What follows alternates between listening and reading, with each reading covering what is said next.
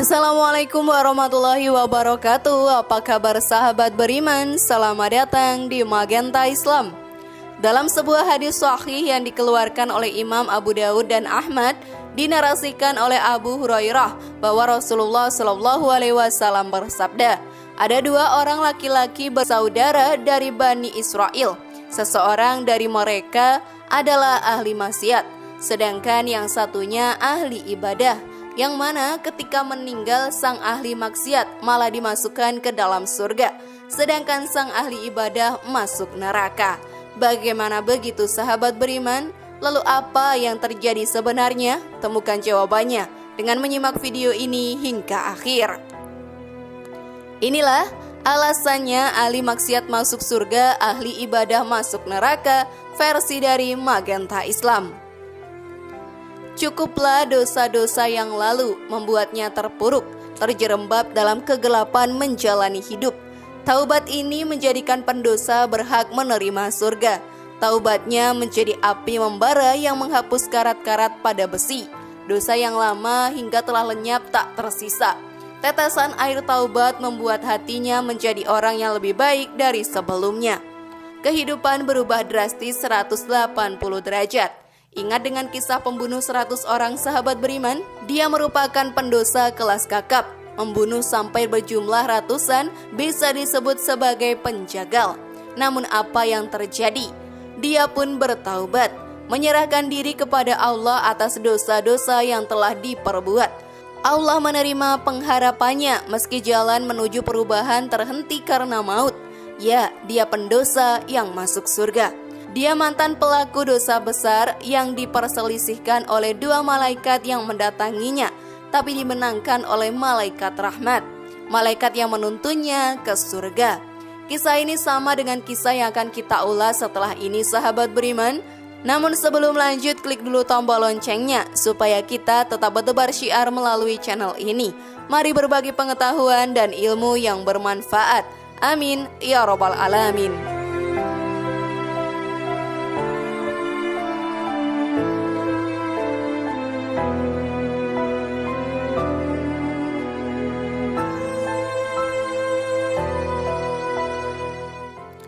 Sahabat beriman, Rasulullah pernah bercerita tentang dua orang bersaudara dari kalangan Bani Israel. Yang satu sering berbuat dosa, sementara yang lain sebaliknya, sangat tekun beribadah.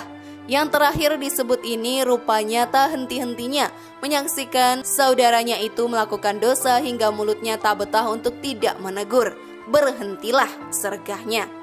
Teguran seolah hanya masuk melalui telinga kanan dan keluar lagi lewat telinga kiri. Perbuatan dosa berlanjut dan sekali lagi tak luput dari mata saudaranya yang rajin beribadah. Berhentilah, sergahnya kembali. Si pendosa lantas berucap, tinggalkan aku bersama Tuhanku. Apakah kau diutus untuk mengawasiku? Sang saudara yang ahli ibadah pun menimpali, demi Allah, Allah tidak akan mengampunimu. Allah tidak akan memasukkanmu ke dalam surga. Cerita ini tertuang dalam sebuah hadis sahih yang diriwayatkan Abu Daud dan Ahmad. Dari ujung hadis tersebut melanjutkan, tatkala keduanya meninggal dunia, keduanya pun dikumpulkan di hadapan Allah Subhanahu wa Ta'ala. Kepada yang sungguh-sungguh beribadah, Allah mengatakan, apakah kau telah mengetahui tentangku? Apakah kau sudah memiliki kemampuan atas apa yang ada dalam genggamanku? Drama keduanya pun berlanjut dengan akhir yang mengejutkan.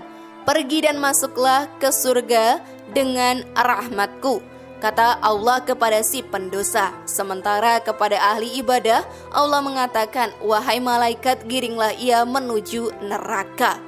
Kisah tadi menyiratkan pesan kepada kita untuk tidak merasa paling benar untuk hal-hal yang sesungguhnya menjadi hak prerogatif Allah. Tentu beribadah dan meyakini kebenaran adalah hal yang utama ya. Tapi menjadi keliru tatkala sikap tersebut dihinggapi takabur dengan menghakimi pihak lain. Apakah ia bahagia ataukah celaka di akhirat kelak? Sebuah kata bijak yang menyebutkan, perbuatan dosa yang membuatmu menyesal jauh lebih baik ketimbang beribadah yang disertai rasa ujub. Ada apa dengan ahli ibadah yang masuk neraka? Kita pasti menebak. jika orang yang suka melakukan ibadah berarti masuk surga. Namun ungkapan seperti itu bisa saja salah, sahabat beriman, karena kita tidak tahu apa yang ada dalam hati manusia tatkala ibadah. Memang secara lahiriah melakukan gerakan yang terpuji, mulia, dan membuat orang terpana, tapi bisa jadi hatinya kebalikan daripada itu. Namun manusia hanya menilai dari luarnya saja, tidak memiliki kemampuan melihat sampai ke dalam hati. Itulah kenapa ada ahli ibadah yang ibadahnya justru menjerumuskan dirinya pada neraka. Sebab yang utama adalah ibadah yang niatnya melenceng jauh. Gerakan sholatnya agar dibilang bagus, sedekahnya biar disebut dermawan, amal jihadnya agar dipanggil pejuang, dan semua amal solihnya niatnya nihil dari ikhlas. Pantaskah dia meraih surga? Pantas sekali, bila amalannya untuk Allah saja, tidak untuk manusia. Tapi karena niatnya salah, akhirnya neraka menjadi tempat kembalinya. Lantas kemanakah pahala amal soleh yang dulu dia lakukan? Hangus tak tersisa.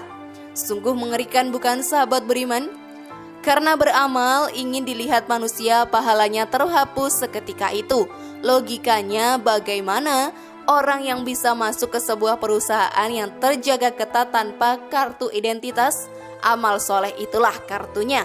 Tidak akan bisa masuk kecuali memiliki kartu. Neraka yang dulu tak terpikirkan olehnya lantaran merasa amalnya bakal membawa ke surga, tentu tempat terburuk telah berada di hadapannya. Kaget? Tentu sekali. Lah, dulunya mengamalkan amal soleh untuk berbuah surga, ini malah dibalas dengan neraka. Ingat peristiwa salah seorang prajurit Islam yang berperang dengan gagah berani, lalu terluka sedikit dan bunuh diri. Melihat amalannya yang sungguh mulia, dia melawan musuhnya dengan keberanian singa. Tapi bisakah amalannya itu membawanya ke surga? Tidak, sebab dia melakukan bunuh diri tepat setelah dia menghabisi musuh-musuhnya. Sayang sekali memang, melakukan ibadah tapi akhirnya masuk neraka. Sahabat beriman, ibarat kita kerja keras di sebuah perusahaan, tapi setelah awal bulan tidak diberi gaji, pasti rasanya menyesak sekali.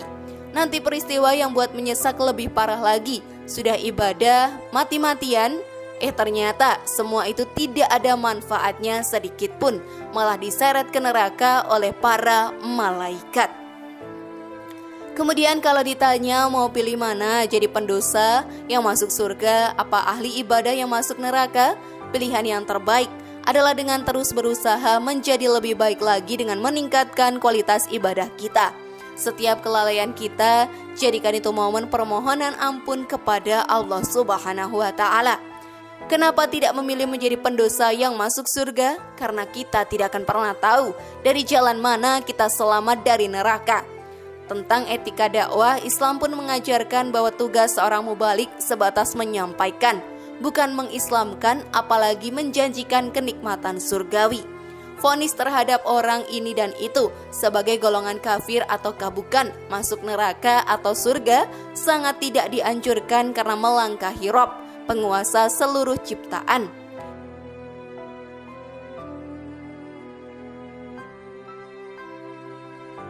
Islam menekankan umatnya muhasabah atau koreksi diri sendiri karena mencari kesalahan pribadi orang lain yang belum tentu lebih buruk di hadapan Tuhan.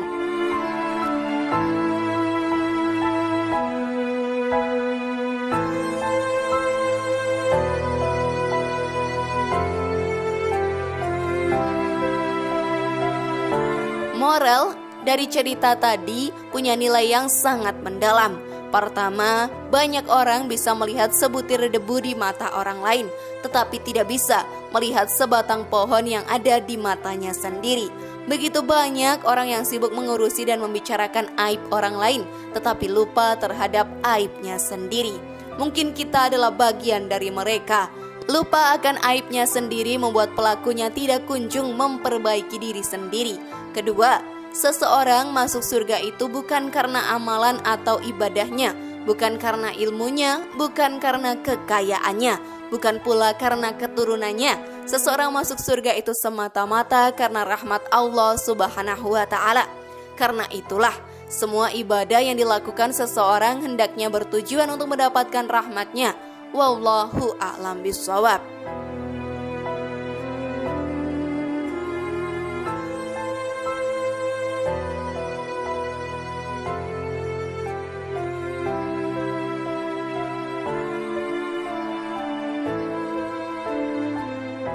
Nah, itulah tadi ulasan mengenai alasannya ahli maksiat masuk surga, ahli ibadah masuk neraka. Bagaimana sahabat beriman? Sudah semakin paham sekarang? Semoga informasi tadi bermanfaat ya. Mari bangun Magenta Islam ini dengan cara klik tombol subscribe, like, share, dan aktifkan tombol loncengnya. Wassalamualaikum warahmatullahi wabarakatuh. Dan jangan lupa tonton video yang lainnya ya.